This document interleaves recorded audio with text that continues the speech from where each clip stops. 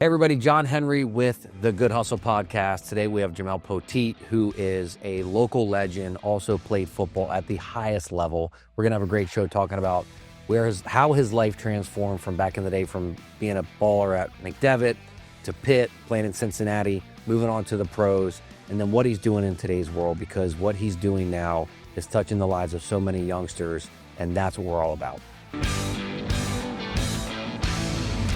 All right, so welcome to the show, Jameel. How are you doing, buddy? I'm doing great. Thank you for having me. Yeah, you're welcome, man. So let's start. So, I mean, you grew up here locally, right? Mm-hmm. Tell me a little bit about your childhood. Yeah, I grew up Harrisburg area. I grew up in like the Central Dauphin East School District. Mm-hmm. So I went to, Swedera Middle School, was supposed to go to East High. At that time, they were, had a troubled football team, and we decided to go to Bishop McDevitt route. Was it a recruiting route? Like, did they recruit back in the day? So they get the harsh reputation they recruit. A lot, even Cumberland Valley gets it, and that's a public school. So. Yeah, but what happened was when I was playing Little League football, I was pretty good, and LaShawn McCoy and Aaron Barry used to come to our games to watch us play at Little League, and I was obviously big fans of them as well, so I just kind of wanted to follow in their footsteps. Yep. So I ended up going to McDevitt to follow them.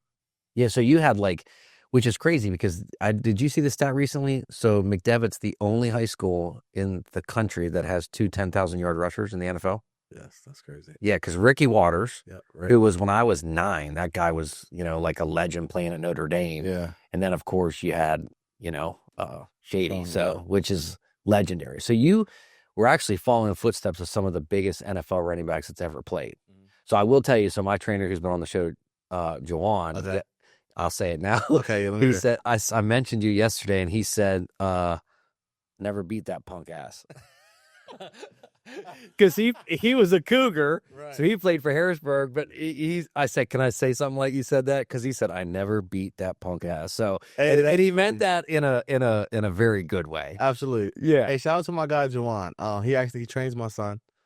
He's doing a lot of great things with the kids, so I appreciate him. But we've been rivals since we've been kids. Yeah, that's what you said. So it's been since we were 7 years old. We've been playing against each other. But great guy.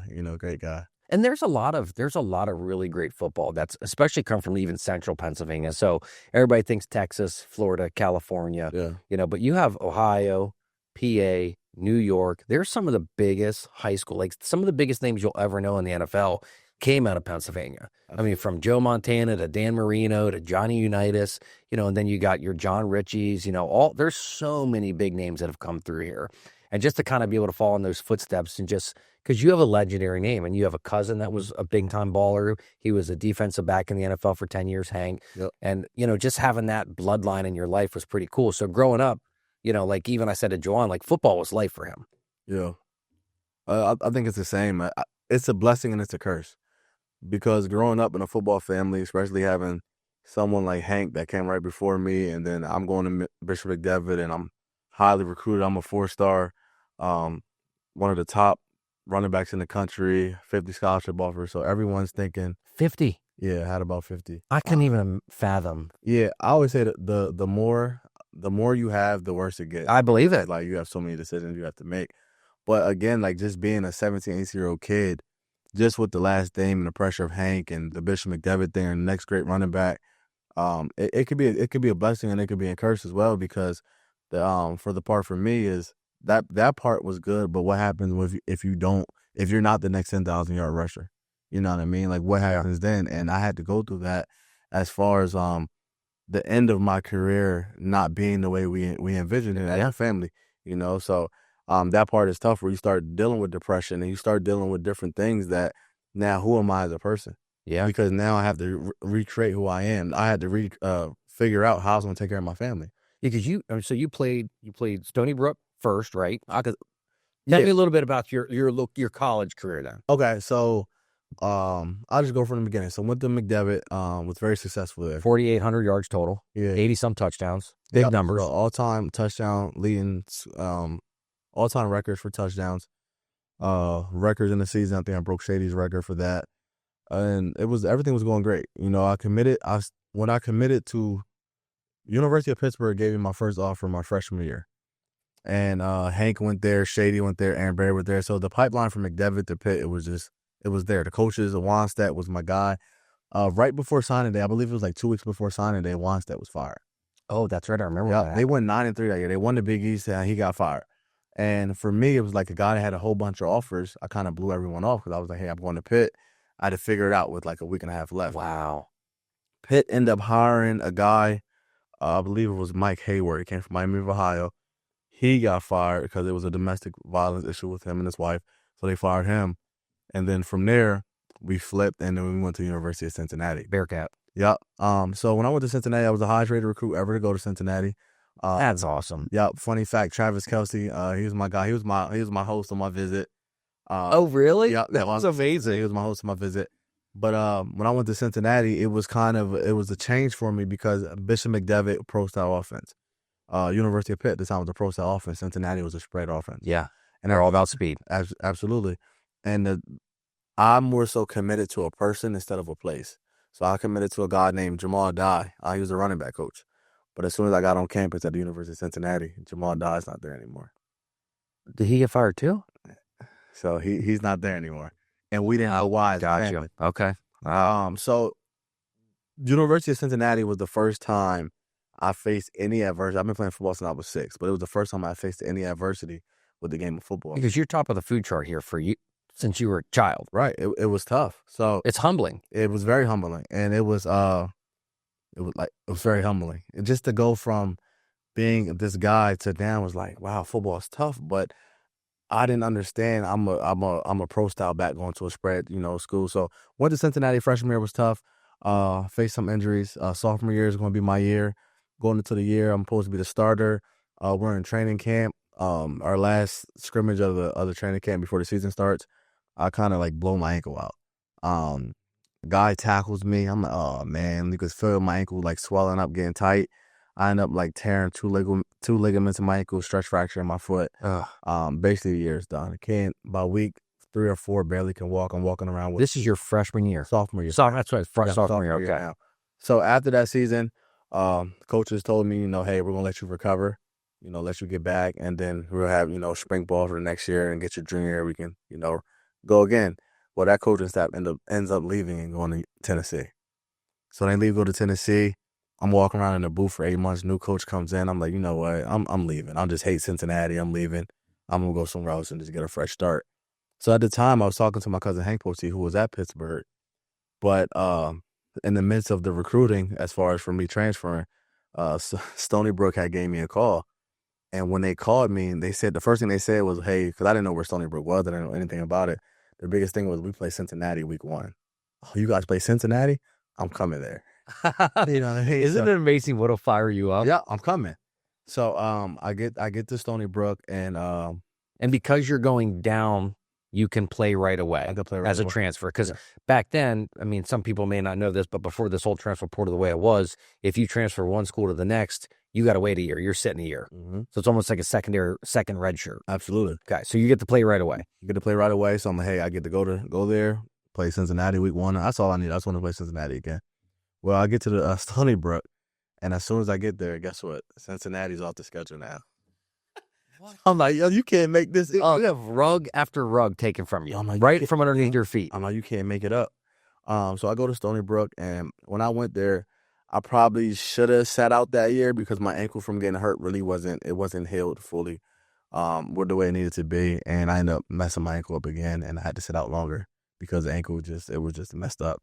So in the midst of that time sitting out, I just was like, man, I just need to get back to the 1A level. It was just different. Just from not like the gloves, in the 1A you can go in the locker room, get as many gloves as you want. At that level, you only can get like 3 pair for the season. It was crazy. It was just a difference. The level of football was just different. So I ended up going to the University of Pittsburgh, probably where I should have went. At the time, met James Conner, that was my roommate. Who else was there? Tyler Boyd, Tyler Boyd, yeah. Yeah, that was my locker partner. That's awesome. So was there, end up had to sit out a year, had to redshirt the year, and at the time I was playing running back still. And then Pat Narduzzi came in, defensive guy. And he great defensive coach. Yeah, great. Actually switched to like a nickel. Ended up playing that, went to spring ball, was doing great. Came out to the season. and it was a routine inside run play, shoulder to shoulder, and I ended up getting a concussion. And with that concussion, it shocked something where I couldn't see out my eye for about 2 weeks. It was really blurry. So kind of at that time, it was like, I'm a fifth-year senior.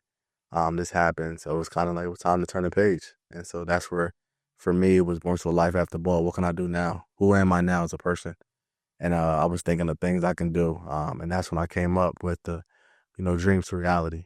And at the time, what my plan was just trying to do like a mentorship, come back home, and talk to children about how I can turn your dreams into reality, because everyone always has a dream, but no one has the blueprint to kind of help you help turn into reality. And that's why I give big ups to Juwan with training these kids and doing that stuff right now, because it's hard.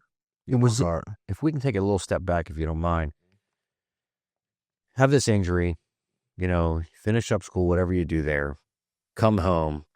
Like, how did that take place for you? Like, because for me, I know when a lot of stuff that I dreamt of, and I ended up messing up because of drugs and alcohol, things like that. Like, it took a lot of. I struggled mentally for a long time. Absolutely, I did. Like, did you deal with any of that kind of stuff where you struggled, or the kind of love for that football kind of faded for a while? Yeah. Like, how did you handle those aspects of it? Yeah, I struggled bad. I went through a deep depression. Gained a ton of weight that I'm trying to lose now, and that's sticking to me in different places. I wanted to stick, but Jawan made fun of me yesterday. yeah. And then he makes fun of me all the time. Actually, what's really funny? I'll say this because he looked at me yesterday. I said, "I look better." He goes, "Yeah, you look thinner." And my wife thought he was joking and made a joke like I'm a chunk. And I was like, so last night I called her out on our walk, and she's like, "Yeah, I thought he was joking." I was like, "What the hell?" Anyway, go ahead. So go ahead. Yeah, go through depression. I went through depression, and the biggest thing that I see now, because a lot of former athletes that don't make it, they've been reaching out to me, and I've been talking to them, and they went through everything I went through, and it's more so, who are you now? Everyone, when you come home from school, hey, what are you doing now?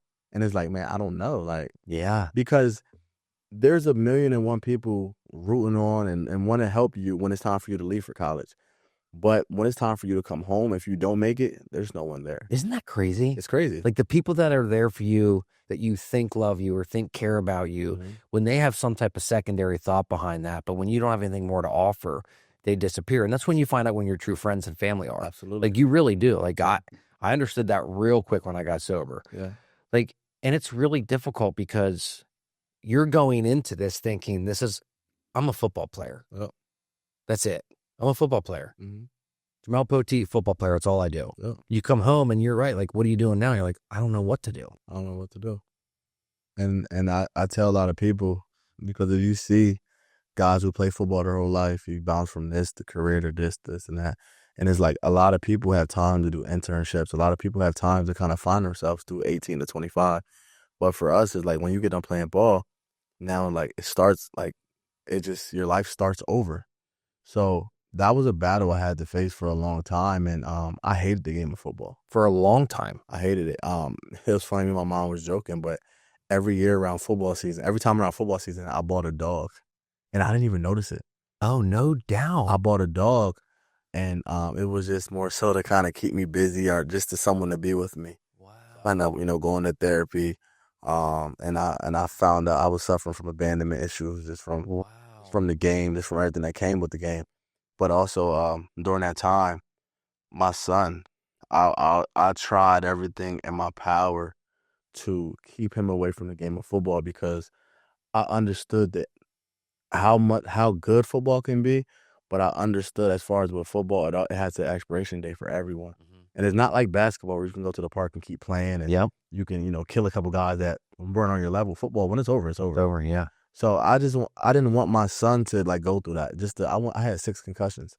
I didn't want him to go through that. And my luck, have you seen like every coach left or something was pulled away? My son loves football.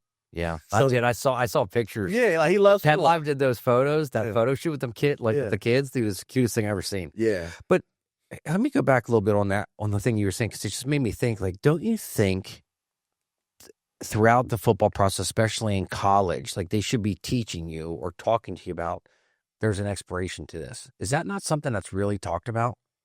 Not really. I just seen Syracuse coach. He does it's like a 60-day program. I thought it was amazing. He said that he gets all his players a job 60 days after they leave the program. No doubt. I said that is amazing because one guy explained this to me and I was too young to understand it. He said, but these colleges, actually, shout out to Mike Jones. He was a running back before me at Bishop McDevitt, but he had came back and he said these colleges treat you like tires.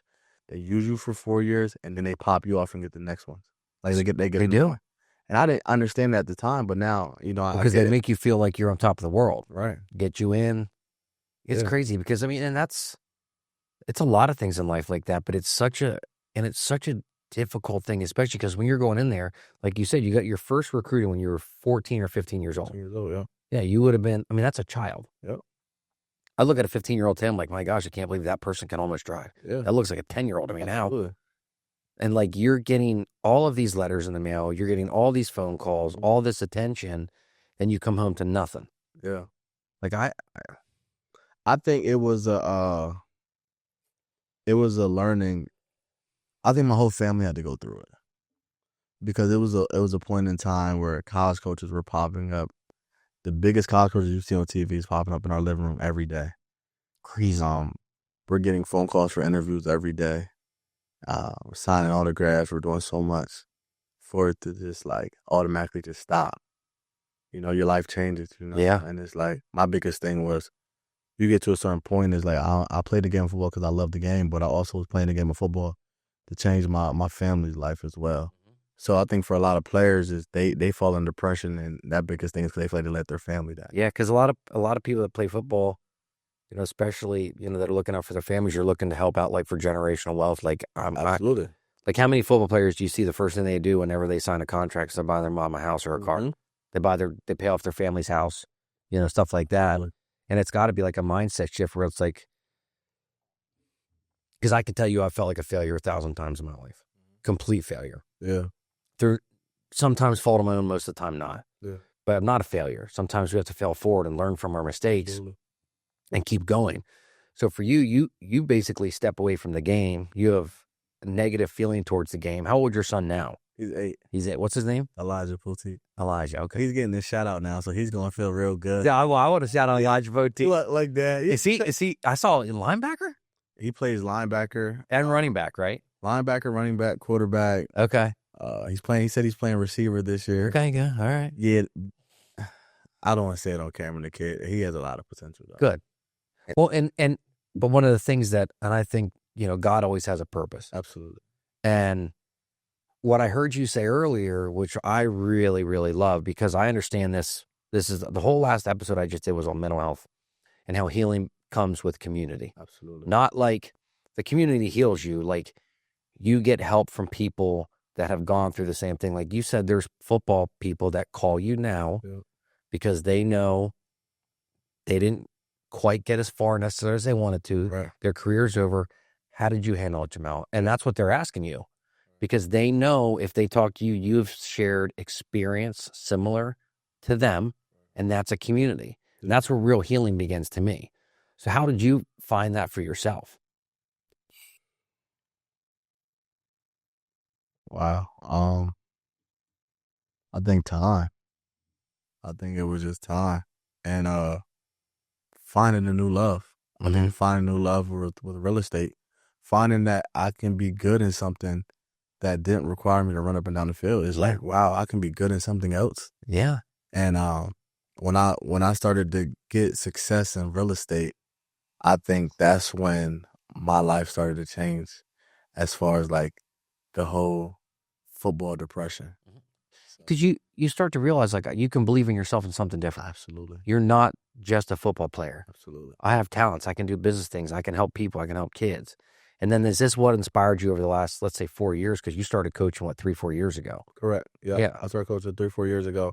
I think my biggest mission, so my thing was I wanted to build my foundation as far as real estate financially, because I needed to be able to provide, and I think I did that. But also part of my journey and part of my mission, like where I'm really focused on, is showing children that you can be successful and it doesn't have to be with playing football. Because my biggest thing was growing up, I always felt like I had to go to the NFL because that's all I seen as far as black men being successful. Um, the only person I really knew at the time I thought that was a successful guy from where I was from was Shady, and he made it to the NFL, and he came back and he was doing the stuff that He does real estate stuff too. Yep. he's doing real estate stuff now. But at the time, it was like he had the nice cars, they had the chains. Him and Aaron Barry had the chains, had the belts, had everything. So I'm like, oh, okay, I have to do that in order to, be able to take care of my family, buy my mom a house, and I was wrong. But I said this the other day. There's not enough people as of now to show the youth that, hey, you can be successful and be a lawyer. You could be a real estate agent. You can invest in real estate. And that's part of one of my missions as coaching football is I love coaching these kids. I think I had 31 children on my team, and I had a chance to kind of get to know a lot of them. And there's stuff that wasn't shown in the video on Penn Live, but some of those kids come into my properties with me, and I show them different things because it's like exposing these kids to Stuff they've never seen. It's like, you can do this, but it's like we want to, the first thing we do is we put a football or basketball in these kids' hands, and we know the percentages are against them. I mean, they're 0.3%. Like Crazy. And then even if you do make it to the NFL, what's the average career for anybody's 2 years? Exactly. Like that's your average NFL career. Yeah. So how much money can you make then? Is it even enough to take care of your family for the rest of your lives? Most likely not. Especially if you're just getting the base salaries for practice squad, whatever it was. Because, even like Jawan he played 5 preseason games, got cut, and that was it. Went through severe depression for years. Same thing, put on weight, but he, had some other issues too that he dealt with, which we talked about on the show. But I think it's really neat because I read the Penn Live article and I knew your name because I still follow high school football. I love local football. I do. I love local sports in general. And football is my thing. I love football beyond, maybe too much. Penn State, by the way. But my dad went to Pitt. Okay. So he was a football guy, too. He was a defensive tackle. But, Okay. Like when I look at this and I'm seeing what you're doing, when I read this article, it wasn't about necessarily that this football career of yours is amazing, really cool stuff. But I don't want you here because of that. I want you on the show because you're literally opening the eyes of these 6, 7, 8-year-old kids and saying, listen, great game, and learning to be on a team, learning that it's not all about you is super important. But let me show you another doorway where if this doesn't work out, because I know this is most of our dreams, you can do something else. Absolutely. Like that's what God, like he has plans for you. And he's opening these doors and he's allowing you to like nudge these doors open for these kids and show them there's other things out there. Because like what you said, like when you grew up, the only thing you saw in success was pro athletes. Yep. Well, cousin Hank, Shady guys. But that's for one, I appreciate you, saying that. And it's crazy because when I took the job to be a coach, it was just more so to try to bring the most out of my son. At the time I was a selfish dad, just wanted to be closer to my son. And when I really got in, I ended up gaining 31 sons. Yeah. And it's funny, if you see me walk on the field tomorrow, you'll see a bunch of kids run up and give me hugs and everything like that because I've really gained a relationship with these kids. And the parents, they even say like, man, we're good. But I don't coach these kids if they're 5, 6, or 7, 8 years old. I don't. I coach them as if they're 18, 19-year-old boys. And a lot of people say, hey, man, like your team's amazing. They were 40-0. You didn't lose a game. Yeah, I saw you 3 years, 3 championships undefeated. Yeah, so. But we'll talk about that. Go ahead. Yeah, but it was just kind of like, I believe in, like these kids, they're so young. They just start playing football. They're puppies. You can teach them whatever you want, but it's the way you teach it. So if he's not learning it this way, maybe I'm teaching it the wrong way. Let me change the way I'm teaching. And also, one thing I learned from playing ball at the level I played it is everybody responds differently. Like my son, you can't yell at him because he'll shut down. But if you pull him to the side and put an arm around him and talk to him about what he did wrong, he's going to run through a wall for you. See, this is like, so I got sober and my first thing of service work is that's how I ended up getting into coaching. Because I had a couple bad coaches when I grew up playing sports. And I'll never forget how detrimental that was to me and wanting to play any sport ever again. And my dad was always a good coach. Like he was awesome. Yeah. And what you're saying is how I implemented and how I modeled my coaching for years is because every kid's going to react differently. Yep. Some kids you can yell at, some kids you got to pull aside. And not everybody can be coached the same. Absolutely. And the fact that you recognize that means you're like 1,000 times ahead of most people out there, which is really, really cool, because that's how you make a true difference in a young person's lives, by understanding what's going to work for them and not them. Yeah. Like, isn't it really cool to do that? It's unreal. It's unreal. And for me, it's I love, don't get me wrong, I'm a competitor. I love winning. I do too. I love these little kids when we're out there and the other little kid in front of them's crying, like, oh, I don't want to play anymore. Like we love that. But just to see one of my kids, because remember, they're 5, 6, 7, 8. From the first day of practice, they can't run a lap. To the last day, we're running a no-huddle offense. I'm on the sideline screaming, like, they're running their own plays. And it's like, man, this is unreal. Isn't it cool? But it's like, I use this and I put it as far as with life. I tell these guys, like, what do y'all want? Well, we want to win. Well, you can win in life. And it's crazy. Like, I go to the schools. I go in each school and I see the kids and make sure they're doing good, because I think there's not enough people that do that. There's not enough people who really care about these boys. I'm not just doing it for a football season to get a trophy. I played. I won a lot of games. Yeah. I did a lot. But I want these kids to experience that because it does feel good. Yeah. So that's my biggest thing with that, especially with these, with the little kids. Well, and the other thing that I look at when it comes to coaching, and even like moving on to further steps in life, is that whole, like, when we hire somebody or we're looking to build our business and we're looking at younger people that we want to hire, I want somebody that's been on a team of some type, whether you were in the band, in a musical, played on the baseball team. I want somebody that's been able to work with others and create a team. Absolutely. And coaching, part of coaching is understanding how to talk to these players, understand this isn't all about them. Yeah. So when I always do like our huddles, it's always we are, but I say the word one. I'm going to say because I'm a big fan. But yeah, I see where you went with. But we always say we are yeah. one. Because I want them to know, like, listen, if he fails, I don't want you saying something to him because he failed on. I want you to go pick him up and say, get him next time. We're here to help. Like, that's what team is. And if you're here to do this on your own, this isn't the right team for you. Yeah. And it's always been really important. And like I said, I coached for many years. It was some of the greatest experiences of my life. Absolutely. Because the kids, oh man, I'll see a kid out and be like, you were my coach when I was like 7 and I love that. I said, really? He's like, because there'll be kids that remember me. And I'm like, that's the coolest thing in the world. Yeah. Because there's been hundreds of kids I've coached now. Absolutely. But I did retire. I'm just reffing now. Okay. It's a lot easier. So, absolutely. And it's in a church, so I don't get yelled at too much, which is fine. I did run into some chairs this year because I'm blind in my left eye and I was running the baseline and I wasn't looking and I slammed into this big stack of chairs and I heard like Ralph Wiggum in the corner go, I was like, are you kidding? Somebody laughed at me. It was hilarious. So you're taking these life lessons that you learn and you're implementing these for these kids. Like, how do you translate that to them? Like saying, hey, here's what I went through. Here's stuff that you're going to go through and here's way to handle it. Like, is this something that you guys talk about in the huddle? Like, because you're going to implement it through a football play necessarily, but is there ways that you do that you can talk to the kids about it? Absolutely. So you said you break down as far as we are one, and I break down everything with dominate. So, okay. And the reason I do that is because the word dominate and the way they can kind of, as far as a kid, like take it to life. Like, we're not going to dominate on the football field, but we're going to dominate in the classroom. Like, we're going to dominate how you are in the community. Are you holding doors for women when they come? Like, it's just more, for me, it's just bigger than football, and it's kind of also just teaching them the game of life. And it's understanding that you have to put the work in order to get whatever you want.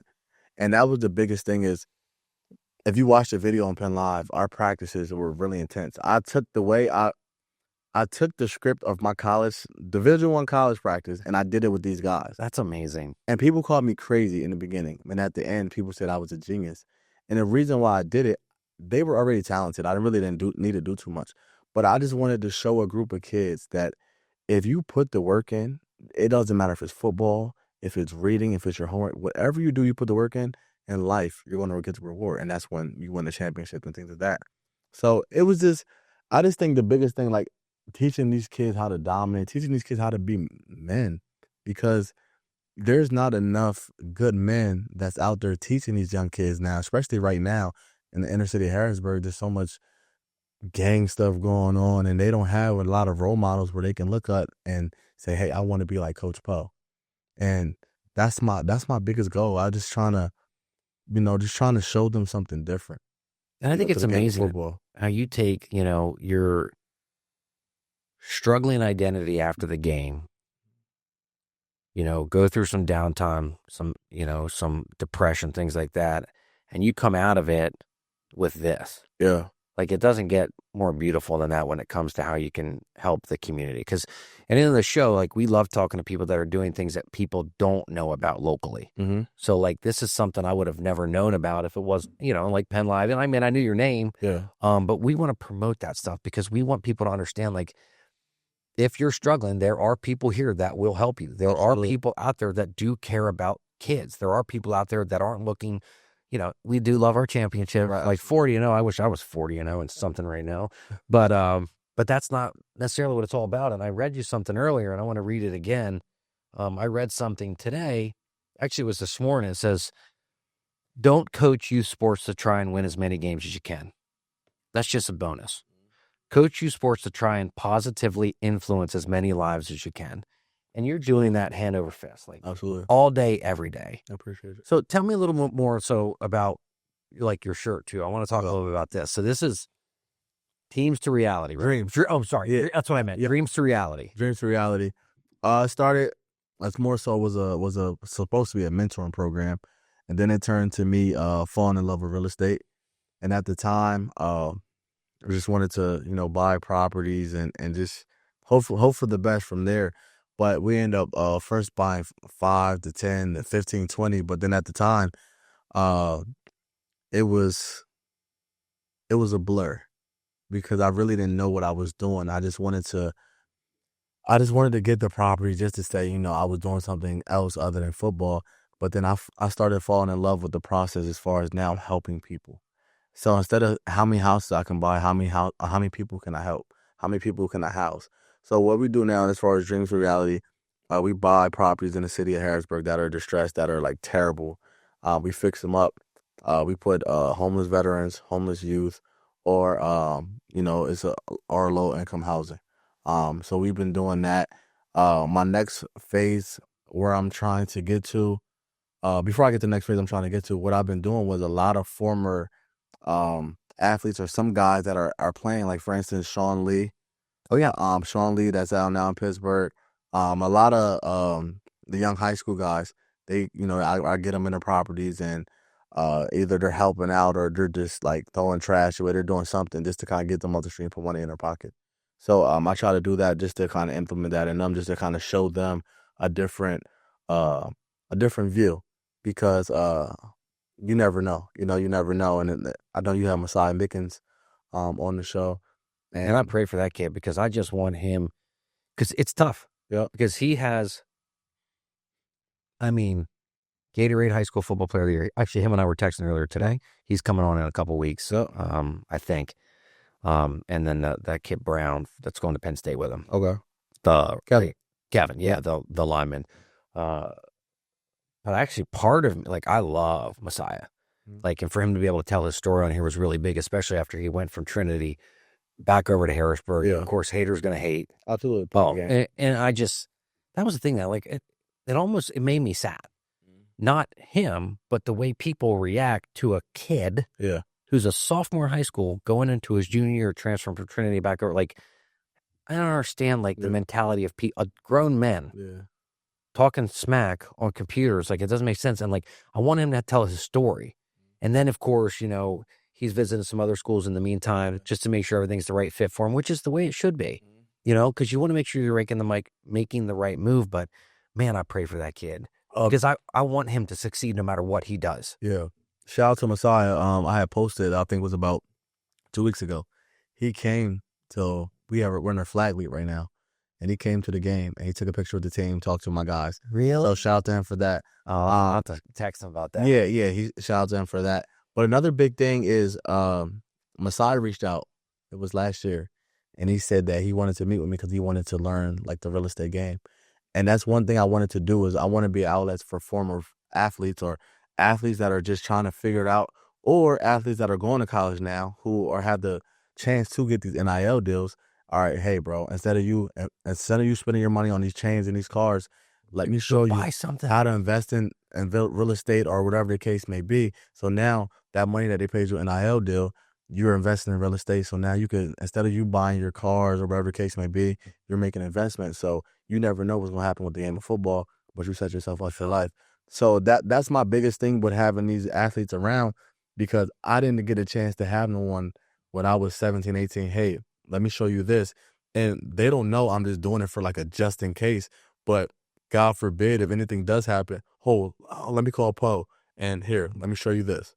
And so like the kid, Jose Lopez, I don't remember him. He played running back for Middletown a couple years ago, had 100 yards. Me and him just went to lunch. And he's at the part where his football, he has one more year left, but he was like, hey man, I've been watching you. And I cut him off. I said, I know what you're going through. I got you. I'm gonna help you. So my biggest thing is, I feel like in life we go through things, and part of our blessing is supposed to bless other people to make sure they don't go through the same thing as you. Or if they do, I went through it for about 6 or 7 years. You might go through it, but let's make it 7 months. Let me help you. That's the thing for me. Like my addiction went for 17 years. If I meet somebody, I hope it only goes for 2. Absolutely. Like if you can shorten it, and that's the thing. Like you're not just coaching kids, you're mentoring young adults. Because then I've personally, I'm kind of mind blown. Like I never thought about like these NIL deals that these kids are getting. Yeah. Like, why aren't they buying real estate? Like investing that money. Like that's the best thing to do, because you could go into college. Like what was it? Jalen Milroe. Like, he was a millionaire before he ever stepped foot on the field. All right. Millionaire. Yeah. Could you imagine if he just took that and bought a 5 unit? Exactly. You know what I mean? And then he's a freshman and now he's worth $1.5 million. That's it. And he's never spent a dime of that, or he spent $100,000 to help, pay off parents' bills, whatever it is, things like that. But that's I never even thought of that. That's amazing. But it's amazing to a point. Like I was, and I'm gonna tell Messiah, like, you don't even have to spend NIL money. You could just put it over here in an account and just leverage it. And now you get a line of credit. Now you go ahead and buy your real estate. And now this money is still here, but now you're using this money right here to make you more. Yeah, imagine Messiah takes money. He's like, I'm going to buy a house in Ocean Pines. So I'm going to have a vacation rental. It's going to be North Ocean City. It's going to be in a nice neighborhood. I'm going to be able to go there when I want on the weekends. And I can Airbnb it and make money off it and have an appreciating asset. Yeah. Instead of taking this money and blowing it. Buying the Donkey Kongs from John's on Fire. Exactly. Yeah. Or, or a Porsche or something, But at the end of the day, those guys, they work their butts off. They're one of the top athletes in the world. They do. But it's cool that it's amazing to me that a door opened up for you, you walked through it, and you said, listen, this is an opportunity for me to not only coach kids, but it's like a whole nother level where all these people, because with success, like we talked about before we started the show, comes responsibility. Absolutely. And for you to take the success that you had, going through depression, coming out of it, and being successful again and using that to help others is huge. And that's what you're doing. Yeah. And to me, I was going to say, let's hold on real quick. Let's just do a quick word from our sponsors, because we have some really great sponsors. So we'll do run to the sponsors real quick, please. Hey, everybody, I wanted to talk to you about A+ Mortgage Solutions. They're one of our sponsors, Jeremy and Angie McMichael, not a couple, but they're phenomenal. They are great lenders. They have worked with hundreds of buyers on my team over the last couple of years. If you need help with a mortgage, whether it's a HELOC, a mortgage, anything, any questions you have, refinancing, check the link below. Their information is there. Now back to the episode. Real quick, I wanted to give a shout out to Deer Valley Land Transfer. When buying your home in the state of Pennsylvania or anywhere in the country, it's important to have title insurance to make sure there are no liens against the property or anything that may not be known, whether it's about the deed, size of the property, anything that you can find out that could be negative or harmful for you in the future. They protect you. This is an insurance that is mandated if you're getting a mortgage, and if you're paying cash, you should still do it anyway. Deer Valley Land Transfer. So thank you to the sponsors. But the one last thing I really wanted to talk to you is, like, it's a simple question, but it's very deep. So for you, winning now looks completely different. It's not just on the scoreboard, but it's the lives of the kids that you're coaching and the young adults that you're helping move on to the next level. Like 10 years ago, did you picture that that's what winning looked like? No. 10 years ago, winning for me was more selfish. It was about me. And I think I think the biggest thing in life is like you judge your success on how many people you bless. And I say all the time, I wasn't ready to accept what probably God had planned for me during that time. I think I was a hell of a running back. I think if you look at it, there's dudes that made the NFL. I'm like, I know I could outplay them, but God had a bigger plan for me, and I wasn't ready for. I wasn't ready for it. So now I'm at a point where financially I'm blessed. I I probably made more money than some guys in the NFL did, but now I'm blessed because, and I can say now I'm successful because I'm blessing other people. Mm-hmm. I'm changing other people's lives, and they like, man, it touched me, man. I cried when I watched the video to see those little boys say how much I meant to them. I cried when I had to do the banquet, and people they can like I cried at my banquet. I stood up in front of 300 people, and I had to present an award to my son. I cried because he changed my life. Mm-hmm. I was in a dark space. It was times where I didn't know what was next. It was times I had thoughts of probably taking, I've been there.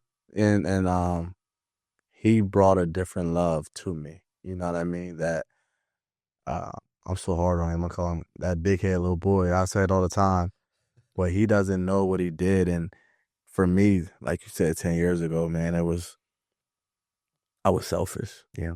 I was selfish, man. It was all about me. It was about me and how can everything else around me be about me. Now it's more so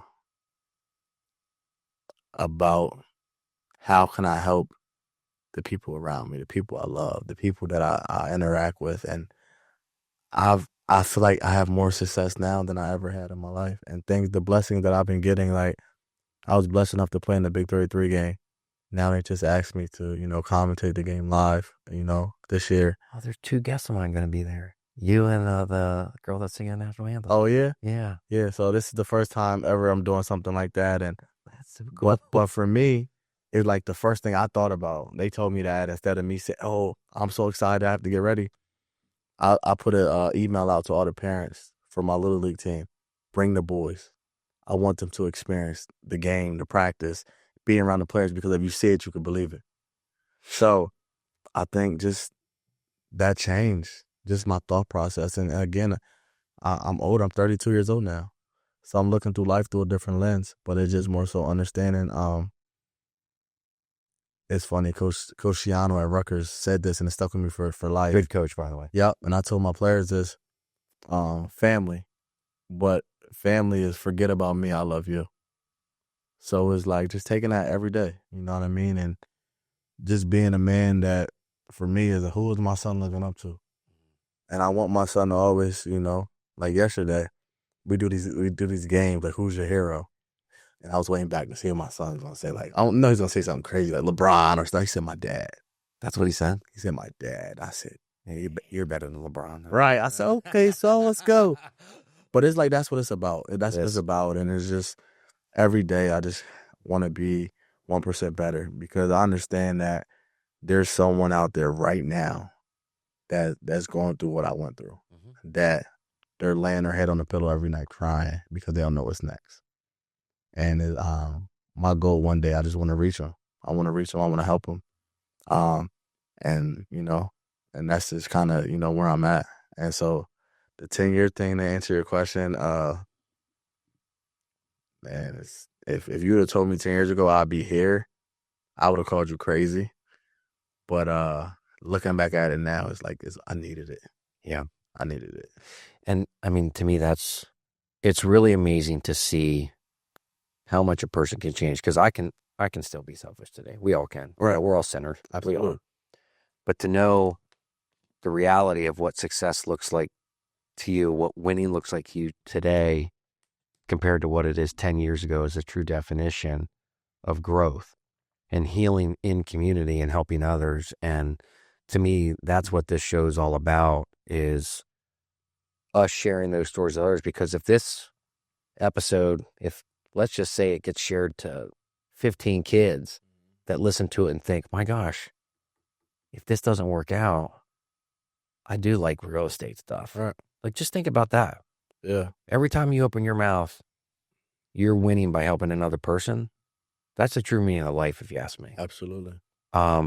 Super blessed to have you on the show, man. Thanks for having me. That was probably one of my favorite. You actually choked me up there too. I was crying. Like, just thinking. You was going to get me a little emotional. That's oh my gosh, man. Well, I think when you're talking, I'm thinking about my life too, and how much change I've had, and how good, God has been in my life. Absolutely. And how many things that he's changed, and how much better I want to be a person every day. I'm 45, but I want to be a better man every day. Yeah. Because I'm still a turd at times, you know Absolutely. what I mean? And I don't want to be. I just want to be better. Yeah. And when you share that, it just reminds me that there's so much more than just me. Yeah. And if I'm not helping others, I'm not winning. Absolutely. And it's like sometimes I think as us men, I always say we move the goalposts, right? So it's like sometimes we don't really take a chance to sit back and reflect on the things that we're doing and how we are impacting people, until you get into settings like this and it's like, wow, like I didn't even look back, like I didn't even realize what I did with those boys because I was loving it until the article came out and the videos and everyone's reaching out. I'm like, I was just whole nother level. yeah, It's for like, hey man, I'm just doing what I love and I'm just pouring it in these kids. But it's like, wow. Then you start to see the actual difference you're making. Yeah. Because from you standing there just being surrounded by it, you're not seeing it. You have to get that outside eye looking in sometimes. And when you see it, you're like, I did that? Yeah. And I think that's the coolest thing in the world. Because I'll post a video like I did one. My episode last week was just about mental health because I struggle. Mm-hmm. We all do. Yeah, we all do. And I want people to know we're not alone and there's no shame and embarrassment Absolutely. in it. And the people that reach out to me after I post that, like, that's when I know I'm doing the right thing. And that's the, like you said, the definition of it. So, great guest, great story. I hope everybody gets to listen to this. Also, I'm with Keller Williams. I sell real estate, represent buyers and sellers. So if you need anybody or, somebody that's looking to buy or sell or invest, give me a shout. My information's below, but we're just thankful to have Coach Poe on the show. So thanks, sir. I appreciate you. All right.